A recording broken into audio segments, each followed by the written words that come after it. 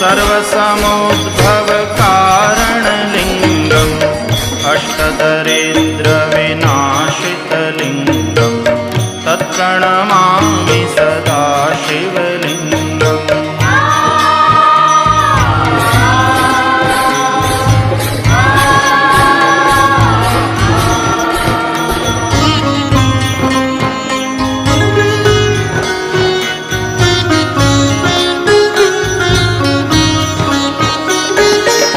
सुरगुरु सुरवर पूजितलिङ्गं सुरवनपुष्पसदार्चितलिङ्गं परात्परं परमात्मकलिङ्गं तत्प्रणमामि सदा शिवलिङ्गं तत्प्रणमामि